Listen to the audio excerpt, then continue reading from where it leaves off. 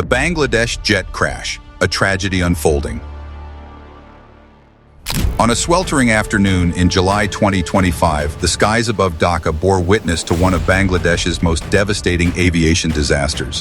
What began as a standard training exercise transformed into a nightmare that would claim 27 innocent lives and leave a nation grappling with profound questions about military aviation safety.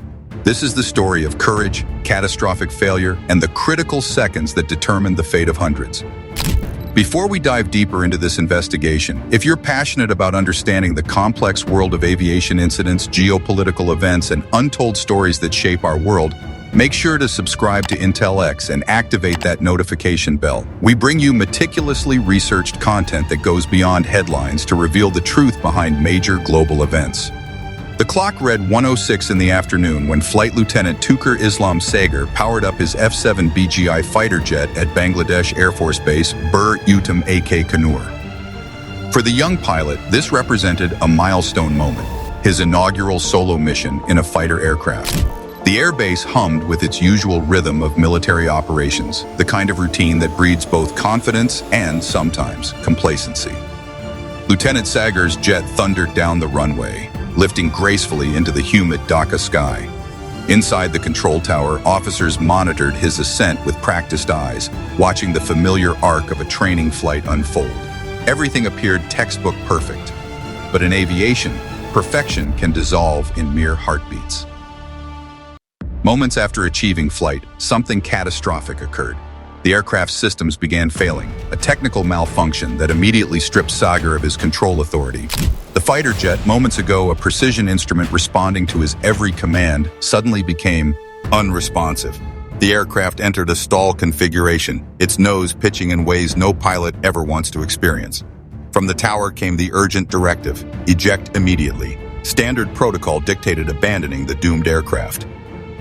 But Lieutenant Sager faced an impossible situation. His altitude remained dangerously insufficient for a safe ejection sequence. The parachute deployment required height he simply didn't possess. Ejecting at such low altitude would likely prove as fatal as staying with the aircraft. In those agonizing moments, Flight Lieutenant Sager made a decision that reveals the extraordinary character forged in military training. Rather than attempt a likely futile ejection, he wrestled with the dying aircraft, fighting to steer it away from the densely populated neighborhoods sprawling beneath him. His singular focus became protecting lives on the ground, even as his own chances of survival diminished with each passing second. Between 1:10 and 1:15 that afternoon, the crippled fighter jet screamed toward Earth near the main entrance of Milestone School and College in Dhaka's Atur district. The timing couldn't have been more tragic. Classes remained in full session. Hundreds of young students sat at their desks, absorbed in lessons, completely unaware of the descending catastrophe. Parents had gathered outside, waiting to collect their children. Teachers moved through corridors. Life pulsed through every corner of the campus. The aircraft slammed into the side of the two-story educational building with horrifying force. Metal tore through iron security railings as if they were paper. The fuselage carved a massive breach in the exterior wall, the impact sending shockwaves through the entire structure. Inside, pandemonium erupted instantly. Seconds after the initial collision, a tremendous explosion ripped through the crash site. Flames erupted, consuming portions of the building with terrifying speed. Thick columns of black smoke billowed skyward, visible across the entire Atur neighborhood. The explosion's concussive force shattered windows blocks away. The fire that followed showed no mercy, spreading rapidly through compromised structures. The human toll proved devastating beyond measure. 27 souls perished in the inferno, including Lieutenant Sager, who remained at his controls until the very end. Among the dead were school children aged between 8 and 14, young lives extinguished before they truly began. More than 170 individuals sustained injuries, many in critical condition requiring immediate intensive care. Families arriving to collect their children instead found themselves thrust into unspeakable nightmare scenarios. To understand this disaster fully, we must examine the aircraft itself. The F-7 BGI represents a Chinese-manufactured multi-role 5. Kit developed by Chengdu Aircraft Corporation. This platform serves as an advanced iteration and export variant of the Chengdu J-7, which itself descends from the legendary Soviet MiG-21, one of aviation history's most prolifically produced fighters. The F-7 series was engineered to deliver upgraded avionics packages, enhanced pilot interface systems, and superior weapons integration capabilities. Its target market consisted of air forces requiring cost-effective yet operationally capable fighter solutions, nations seeking to maintain defensive readiness without the astronomical costs associated with modern Western fighters. However, cost-effectiveness carries inherent compromises. The fundamental airframe design traces back to 1950s Soviet engineering. While successive upgrades have modernized various systems, the basic structure remains rooted in decades-old technology. This presents mounting challenges as these aircraft accumulate operational hours and calendar years. Even extensively modernized fighter jets cannot escape the relentless march of material fatigue. After more than a decade of high-performance operations, the extreme G-forces, temperature fluctuations, and mechanical stresses inherent to military aviation, critical components begin exhibiting wear. Structural stress accumulates insidiously in vital areas: engine assemblies, control surface actuators, hydraulic distribution networks, and countless other systems upon which safe flight depends. This gradual degradation creates vulnerability to catastrophic mechanical failures, particularly during the demanding phases of high-speed, high-altitude military operations.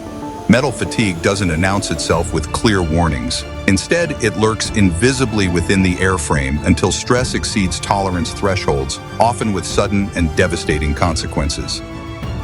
Compounding these challenges is an increasingly critical supply chain issue. Production of the J7 and F7 series concluded in 2013, effectively ending the manufacture of original equipment parts. Maintenance teams now face the daunting challenge of sourcing components from limited inventories of new-old stock, or increasingly from refurbished and second-hand supplies. These alternative parts, while necessary to maintain operational readiness, may not consistently meet the exacting performance standards of original factory components. Each substitute part introduces potential variables in reliability and longevity. For aircraft operating at the extreme edges of performance envelopes, even marginal degradation in component quality can have profound implications for flight safety. The Bangladesh Air Force has confronted a disturbing pattern of incidents involving F-7 variants over recent years. Post-accident investigations have repeatedly identified mechanical failures as root causes. The 2018 incident and this 2025 tragedy share striking similarities, particularly regarding aircraft service lifespans and failure modes. This suggests that aging airframes may constitute a systemic risk factor rather than isolated coincidences. While the F-7 remains emblematic of the Bangladesh Air Force's long surveys, Nung Fleet, the accumulated evidence increasingly indicates that operational risks associated with these aging military aircraft are becoming impossible to ignore. The question facing military leadership becomes stark. At what point does continued operation of legacy platforms transition from acceptable risk to negligent endangerment? The Bangladesh tragedy, while uniquely devastating, represents just one incident in an alarming surge of military and civilian aviation accidents spanning recent months. The skies have witnessed an unprecedented concentration of failures, crashes, and near catastrophes that demand serious examination. Consider the incident at Naval Air Station North Island, a critical hub for military aviation operations positioned adjacent to San Diego International Airport. At approximately 10:15 in the morning, a U.S. Navy EA-18 Growler from Electronic Attack Squadron VAQ-135 encountered a mechanical malfunction during flight operations. Light rain and fog had reduced visibility to a mere 4 to 8 miles, creating challenging environmental conditions. When critical warning indicators illuminated the cockpit, the jet's alert systems activated immediately. The two-person crew faced a split-second decision as their aircraft began exhibiting uncontrollable behavior. They initiated ejection procedures, separating from the failing aircraft mere moments before it plummeted nose first into San Diego Bay at approximately 60 degrees, landing gear still deployed. The impact generated a massive water plume visible for miles. The chilling reality, this jet descended within miles of densely populated residential areas and the naval facilities at Coronado. Had the crew delayed ejection by even seconds, or had the aircraft's trajectory deviated slightly, ground casualties would have been inevitable. The EA-18 Growler, designed specifically for electronic warfare missions, differs fundamentally from the FA-18 Super Hornet multi-role fighter, though both share common design ancestry. The past 60 days have witnessed a shocking succession of major aviation incidents. On January 28th, an $85 million F-35 Lightning II crashed in Alaska. 24 hours later, American Airlines Flight 5342 collided catastrophically with an Army Black Hawk helicopter. January 31st brought another incident when a medical transport aircraft went down under circumstances still being investigated. South Korea experienced its own tragedy when a commercial aircraft struck an antenna structure on December 29, 2024. Days earlier, on December 25th, an Azerbaijan Airlines aircraft was struck by a Russian Panzer anti-aircraft missile, an incident that would have profound geopolitical implications. Then on February 13th, a supposedly reliable Navy jet crashed into the sea, marking the third time in less than 12 months that a U.S. Air Force F-35 Lightning II, a stealth fighter carrying an eye-watering $82 million price tag, has been lost to accidents.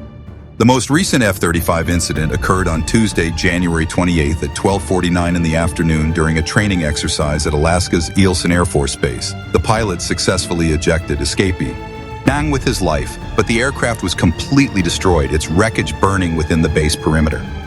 This isn't mere coincidence or statistical clustering. A pattern emerges that demands attention. In May 2024, another F-35 crashed in New Mexico following a refueling stop, leaving the pilot with serious injuries.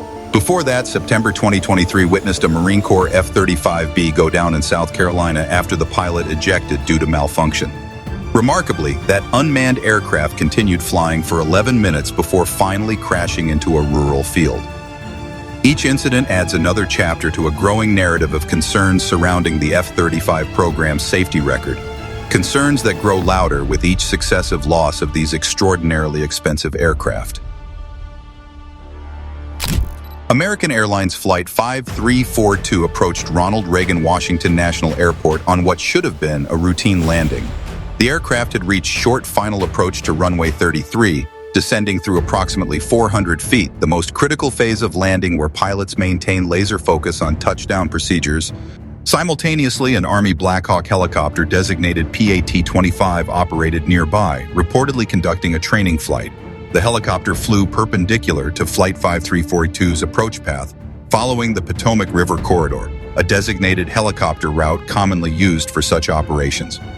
The critical distinction between these aircraft involved their operational frameworks. PAT-25 operated under visual flight rules, requiring the crew to maintain visual separation from other aircraft through direct observation. Flight 5342 operated under instrument flight rules, which grant priority in controlled airspace and assume VFR aircraft will actively maintain separation. Moments before impact, the control tower queried PAT-25, asking if they had visual contact with the other aircraft. PAT-25 confirmed they did. Initially, this response suggested awareness and appropriate separation. However, evidence now indicates PAT-25 likely misidentified a different aircraft, possibly a departure from the same airport, believing that was the traffic referenced by controllers. Tragically, PAT-25 apparently failed to recognize that Flight 5342 was descending directly into their flight path. This misidentification prevented timely course corrections, leading inexorably toward collision. The resulting impact claimed all lives aboard both aircraft, a preventable tragedy born of miscommunication and misidentification in crowded airspace. A Learjet 55 twin-engine business jet departed Northeast Philadelphia Airport bound for Springfield Branson National Airport in Missouri. The LJ-55, renowned for speed and efficiency with capabilities across various weather conditions, lifted off at approximately 6:07 in the evening. Shortly after becoming airborne, the jet encountered technical difficulties. Weather conditions included light rain and fog, reducing visibility to roughly 5 to 7 miles. Airframes.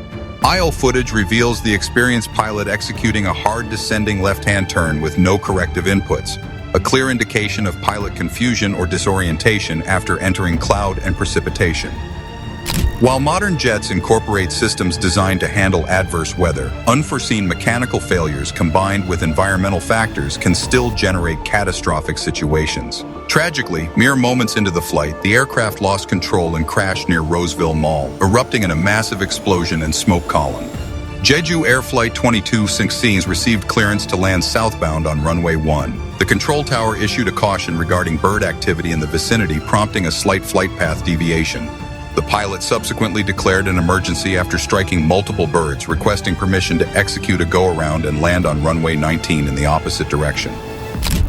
At this critical juncture, the aircraft encountered a secondary problem: landing gear failure. The mechanism refused to deploy, forcing the crew to attempt a belly landing. The aircraft touched down midway along the runway and careened into an elevated localizer antenna and its concrete embankment, erupting into a massive fireball while the tail section remained relatively intact. The timeline reveals the rapid cascade of failures. At 8:57, air traffic control broadcast a bird activity advisory. At 8:59, the pilot reported the bird strike, declared an emergency with repeated mayday calls, and announced bird strike, go around. 1 minute later, at 9 o'clock, the flight initiated its go-around maneuver and requested authorization for runway 19, requiring an approach from the opposite end of the airport's single runway, north to south, contrary to standard procedures. At 9:01, controllers cleared the aircraft for runway 19. At 9:02, the aircraft touched down approximately 1,200 meters, 3,940 feet, from the threshold of the 2,800-meter runway.